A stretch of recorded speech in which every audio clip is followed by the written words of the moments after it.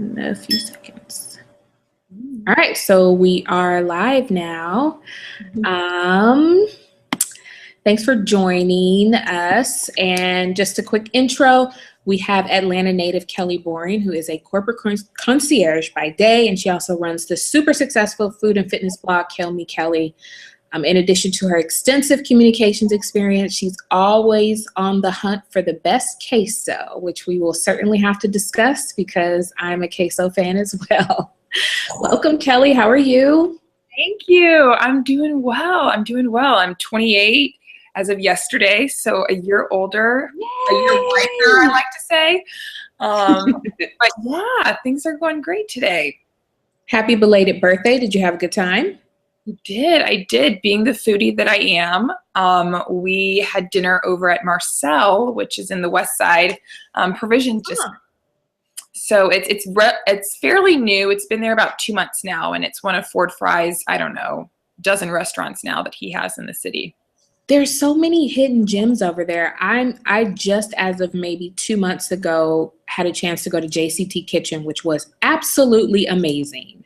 Yes, it is. That's one of my other favorites. I feel like that whole area over there just keeps expanding, and stores keep popping up, and the food scene here is just amazing. Yeah, no, it's awesome. I'll have to make it to Marcel at some point.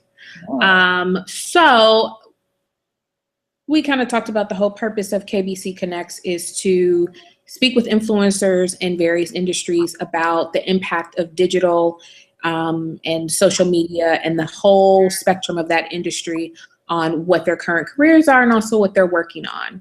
Right. So I wanted to start off with you telling us a little more in detail about what you do and a few of your daily routines. And I am very curious to start with the corporate concierge. What is that? Yes. So a corporate concierge, it's different from a hotel concierge. They're similar in terms of how we handle our customers and what we can provide for them. My building, we've got within my company, we have retail, we've got Buckhead Atlanta, we have residential properties, and then we also have corporate entities. And so I'm on the corporate side. So my day-to-day calendar looks completely different each day of the week. You know, today I could be helping coordinate a lunch and learn and dinner reservations for an office. The next day I could be planning our annual barbecue and working with vendors and entertainment and taste testing food, which, is such a hard task, but someone's got to do it. But it's really, really fun. I've been doing it now about 2.5 years. And I like to say that my customers make my job what it is. I love doing events. But I don't like doing the events because of the food element or because of the entertainment element or decor. It's more the end result and making everything, hopefully run seamlessly. But at the end of the day, it's those people that, really appreciate the effort that went into the event as a whole. And just hopefully everyone has a great time. So, well, it sounds really exciting. It sounds fun. It sounds rewarding. Yes, very rewarding. And a unique thing our company started doing earlier this year is something called a pick of the week. So that's kind of allowed me to get out within the community and visit retailers or visit a restaurant, work with a vendor, whether it's jewelry or we've worked with Tag Snap.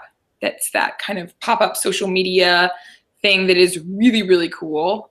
They can do live streams throughout an event, office building to the High Museum. So they're really cool, but that's kind of allowed me to mix my blog, my 5 to 9 that I call it, and my 9 to 5, which has been really fun and also really rewarding at the same time.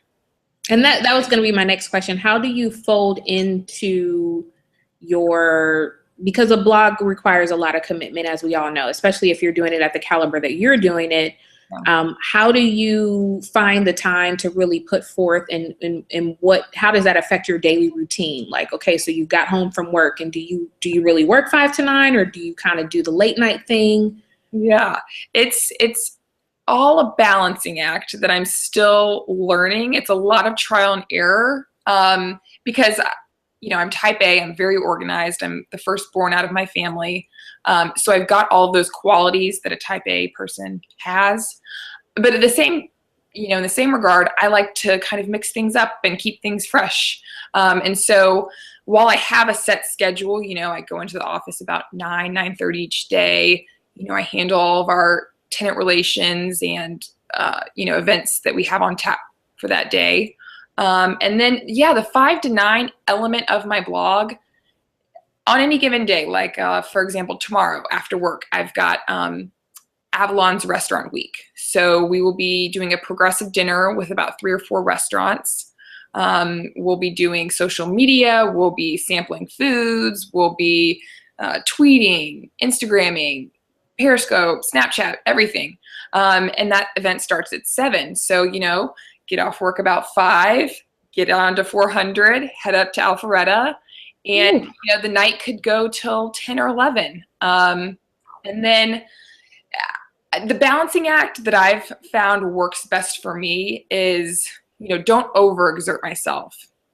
I think when I first started the blog, and I'm still kind of in that honeymoon phase, even though I'm 6 months in, is, don't overexert yourself. You can say no, and I've learned to say yes to the things that make sense for my brand and my blog and where I see myself down the line. So if, so-and-so invites me to an event and, I'm tired from work and I don't know if this makes sense to go to it, but, I've got requirements that if I do attend the event, I have to fulfill. I've kind of got to think through all of those things. And, because when I do commit to an event, I want the event to go well. I want to put forth a good product, and put together a nice post or Instagram picture for them. So I really, a lot of things go into play with the balancing act. As I'm sure, everyone out there knows, it's, you've got your work and your family and your hobby that, you're trying to maybe turn into a potential job one day. But yeah, it's fun though. It's fun. At the end of the day, it's a lot of fun, but it's a lot of work. Well, I think, but you also bring up a really good point about being able to say no. I mean, we have a lot of, some of the younger generation, they don't really know how to do that for the reason that you explained. Saying no, because if I say yes, that means I'm committing to doing this to the best of my ability. I'm not committing to kind of, half doing it, or, well, I know this is really kind of the full scope of it, but I don't really want to do it. I'll say yes, but I'm only going to do like 10%. Right. Understanding that if you commit to something, then you're committed wholeheartedly to the fullest, whether you like it or not, whether you didn't know you were going to like it or not, and you get there and hate it. Oh. You have to see it through. So that's a really great point that I think that, some of the younger generation are still trying to get a handle on. Mm-hmm.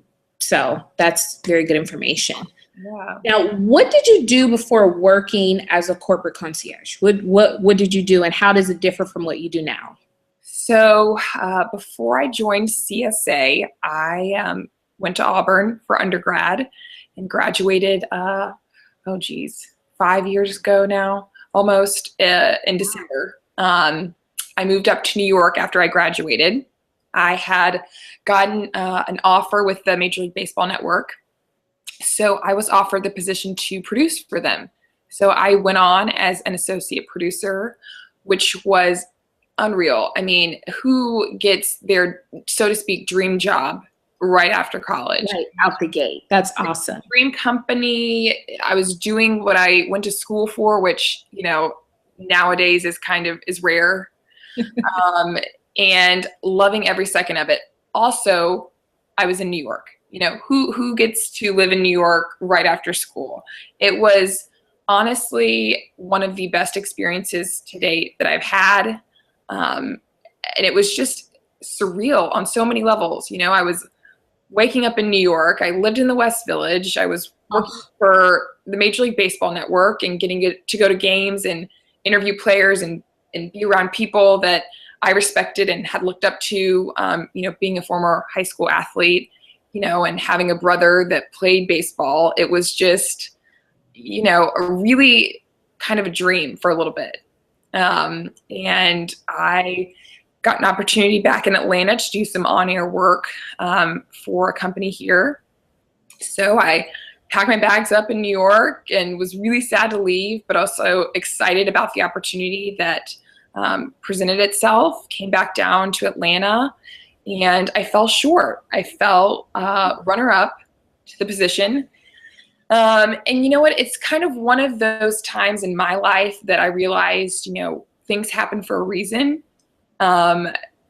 Shortly thereafter, I joined CSA, and it's really allowed me to kind of do something that I love on a different level that's still allowing me to be around people, still allowing me to communicate with others and put on events, which is something, you know, aside from sports, events has kind of always been something that I love doing. So now to see that transition of my, you know, concierge work and event planning that I do for my tenants, now I'm, you know, merging the two, and the blog is really taken off, and that's been such a fun outlet that, like I mentioned earlier, I'm trying to make into a potential job one day soon. I think you're well on your way. What's the one thing you wish you knew at the start of your career? Oh gosh. You know, that you don't have to be perfect at everything you do. I think a lot of people that are perfectionists and type A, like I am, or they're just competitive by nature, like my brother is. You know, I think you don't have to be perfect. Actually, in reality, nobody is. So while you're, you know, aiming for this goal that's somewhat unattainable, you know, you can still do it. And so I think that was honestly one of the fears I had when launching my blog was, is it good enough? You know, I had read other blogs and, you know, seen other bloggers' pictures and their quality and their content. And, you know, I'm like, well, where does mine rank? Or is anybody? And, you know, I just bit the bullet one day and I said, you know what, I'm going to put it out there. And if I get one reader, you know what, that's awesome. And to see, you know, from the launch date until now, the experiences that I've had, the opportunities that have come my way, people that I've met, it's honestly just been such a cool experience. It's hard to put into words what I've experienced this year. I think that blogging in particular is such an exercise in commitment on a different level, because not only are you being transparent, but you have to do it enough to gain this traction. And it can be a little daunting when you're 45 days in and you have 2 people who have viewed it, because you can check all this. You can check the analytics very easily. Anybody can do this. You don't have to be a pro. You can see if people have been there. You can also see that maybe nobody's commenting, and you still have to kind of put forth that effort. And so I've always looked at blogging as this really great exercise in commitment. I mean, you have to be, and it kind of has to, it'll give you a bit of a thick skin, because you're either dealing with the fact that nobody is paying attention, or you're wildly successful and now you have people commenting ugly things or saying like wild things. I've seen some, you know, I've been following bloggers for a while. Yeah. And sometimes people comment horrible things for no reason, like completely unprovoked. Do you deal with that with your blog? You know what? I'll be honest to say that I actually haven't dealt with any negativity thus far. Good. Which has been nice, because like you said, you have to be transparent and you have to be vulnerable. You know, you can only fake knowing something or being a certain way for so long. And so I knew that when I launched my blog, I wanted to talk about food and I wanted to talk about fitness. I'm passionate about both. I love both. I knew that if I tried to be a fashion blogger or talk about beauty, that, that just for me wasn't my realm. It wasn't my forte. I know my strengths and weaknesses. And while I can put clothes on, the way and the angles and these fashion bloggers, I mean, they just amaze me what they're able to put together, and the fact that they do it on such a consistent basis is awesome. And so I think for me, it's just knowing where my strengths lie and really honing in on that, and trying to make it the best that it can be. And so that kind of brings us to the next point. How has your business changed, or your current job as a corporate concierge, and then of course your job as a blogger? How has that changed over the last 5 years, kind of with the explosion of digital? Yeah, so I think that, in terms of my corporate concierge job, that, oh gosh, within the past year and a half, we brought on a marketing director, which has been beneficial in more ways than one. Honestly, the girl that we brought in is just amazing. We're sending out newsletters that a year ago we weren't sending out. And for me, I knew that was kind of when I was starting to think about blogging, and I was looking at the way that, the strategy behind marketing and the strategy behind getting things out there to the public. Because there is a strategy. Yes. And so now, we're sending out a weekly newsletter to all of our properties, the residential, the retail, the corporate. We're getting our services, what we're able to do for them out there, in the digital format. We now have a Facebook, a Twitter. We're working on getting an Instagram, which I'm like, that is where the people are. Instagram, visual. I'm visual. There's a lot of visual people out there. A picture, really speaks 1,000 words. So, I think on that aspect, just, growing and really learning where the people are and what the people want.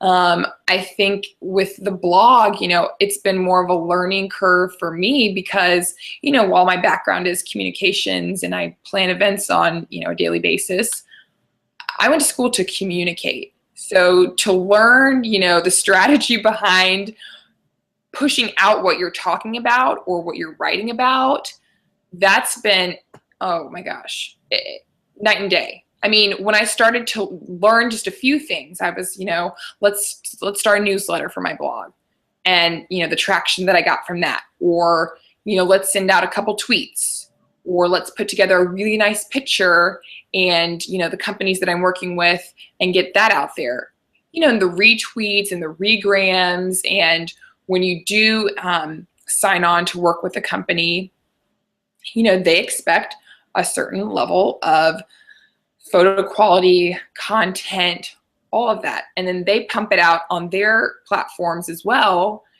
And then you've got, dual platforms, which, 2 is always better than 1. So I think it's just, like I said, and this goes for myself personally, my strengths and my weaknesses. If one channel maybe works better for you and your readers, really hone in on that. But also don't forget about the others, because, in the social media world, one is not better than the other in my eyes. You never know who you're going to reach. And it's funny how people have come to my blog from a certain channel, or they're like, I saw you on Instagram, or I saw you were tagged in a photo and then I linked over to your blog. It's crazy. I think that's how I found you, right? Yeah. And it's, last night's a prime example. I had probably more than half the people that came out to dinner last night were bloggers. And I met probably 2 or 3 of them on social media, on one platform or another, Twitter or Instagram. Wow. Yeah.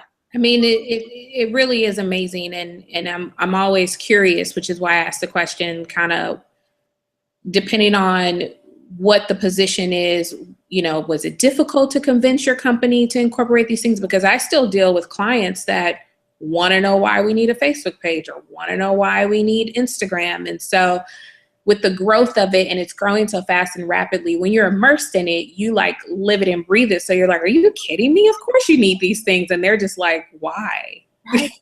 You need to explain to me why. So I'm always curious. Speaking of how you and I connected, I wanted to get more information on Girl Talk series. Yes. So tell me about that project. So the Girl Talk series started, oh gosh, probably in June or July. Myself and 2 other bloggers had dinner at my house one night. I made dinner, we started having a couple glasses of wine, and we just got this, in our heads, a crazy idea to create this Girl Talk series. I think it was, written out in a marker on a star, like Post-it note or something. But for me, I think my vision of the Girl Talk series is to create events that bring a community of women together, whether they're bloggers, whether they're involved in PR, or whether they do a job that's not related to any of that at all.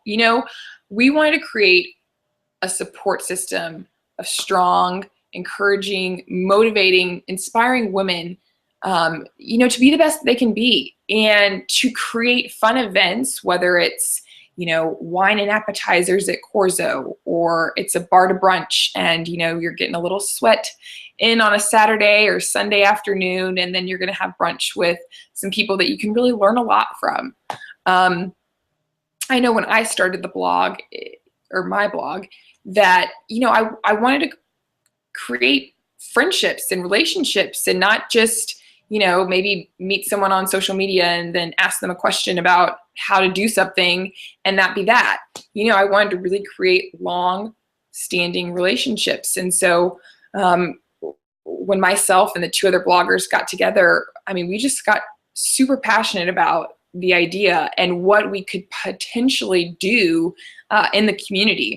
And so we did. We had our first one back in August, and we had, I'm type A and perfectionist. So I'm like, if we have 20 people come out to this first one, like, I'm going to be so excited. And I think we had about 18 come to the first one. And I'm like, you know what? That's great. That's great. And we're currently working on the new year Girl Talk series that will kick off in January. And I'm so excited. We've just got the companies and the people that are wanting to work with us and that are actually reaching out to us, because they've heard about it or because I've talked to them about it and they think that it's a really cool thing and they'd love to be a part of it. Is very humbling, because, like I mentioned, it's been 6 months, and yet people are being receptive to my idea and they're excited about it. And the response, from our first one was crazy.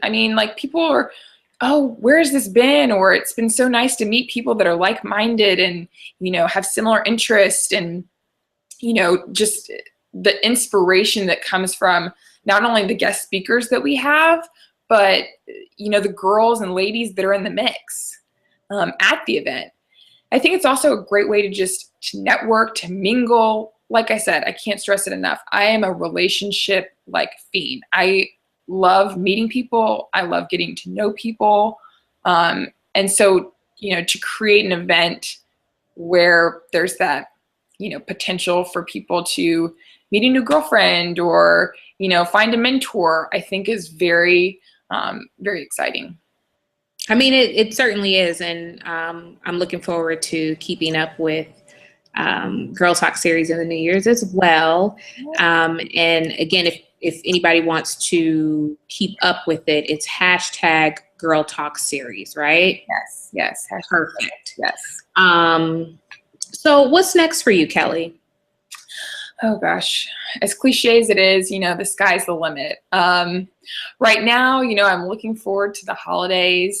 Like I said, we're kind of in the midst of the pre-planning for the Girl Talk series to kick off the new year, which will be here before we know it. Before we know it. My mind as an event planner is already in December. So, you know, it's really going to be here soon. But we've got that on tap in the new year. We've got a Friendsgiving that's going to be happening with some blogger friends of mine. That'll be really fun. And then I'm working on several bar to brunches. Like I noted earlier in the interview, I've had several companies since launching the blog reach out to me, one of which was Athleta, which is a fitness wear line for women. Yeah, that's huge. Huge brand. I mean, I wear their stuff, and when they reached out to me and to be an ambassador for their company, you know, I'm like, me? You want me? You know, and they loved what I did, what I was writing about, you know, how passionate I was about food and fitness. And so I've been working with them on some bar to brunches, along with a couple PR companies to kind of provide the brunch venue. And it's been really fun. You know, ladies of all ages come out first thing in the morning, and then they get to have a little bit of food and fellowship afterwards. And yeah, so that's something that's kind of been a personal side venture for me and the blog. So you have tons on your plate. Yes. Now we have this lovely, lovely photo. Oh, geez. Oh, gosh. And I want to talk about this girl for just a second. So we have a very fresh-faced Kelley here. Yes. Oh, goodness. And where is this photo from? Is this from high school, college? Yeah, this is high school. This, oh gosh, or maybe freshman year of college. So yeah, I was 18, 19 years old. Okay. And so tell me, if you had to give this Kelley any advice, what would you tell her? Oh, I would tell her that she's stronger than she knows. She's beautiful inside and out, and that she can do anything that she puts her mind to.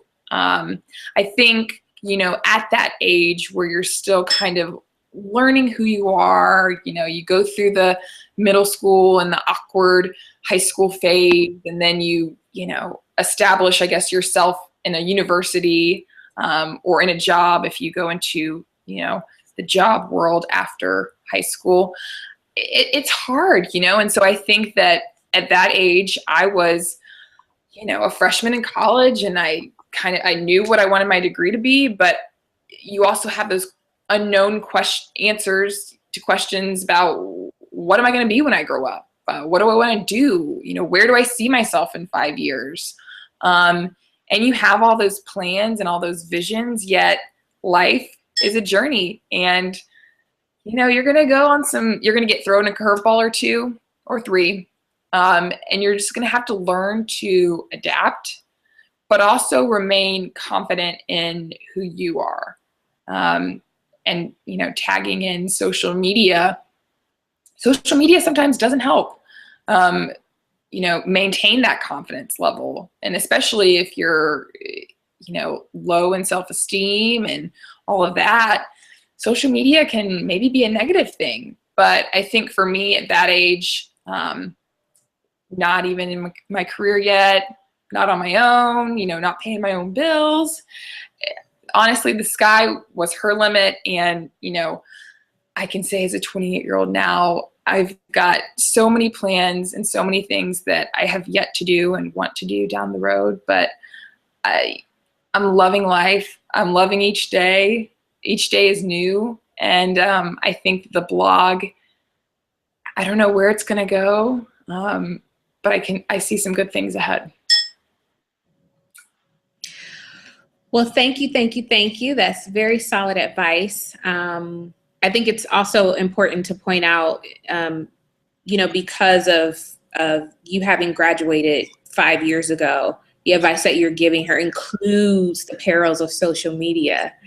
Whereas sometimes we have guests, if they're maybe a little older or what have you, if we're looking back on our younger selves, even my younger self, there was no social media. So, you know, that's not even a point that I would have thought to bring up. So I'm really glad that you were able to put that in there, because it's real, and you have to monitor your image and be mindful to not take it all in. And that can be hard. That can be hard for a young, I personally think, especially for a young woman, it can be difficult to navigate through that. So I appreciate that advice, and we've enjoyed having you on. I'm so excited to see what's next and to kick off 2016 with Girl Talk series, and all of the other fabulous things that you guys are going to be putting together. Yes. So we will see you in the new year. Yes. Yes. See you guys in 2016. Thanks, Kelley. Have a great evening. Thank you. You too. Bye-bye. Bye.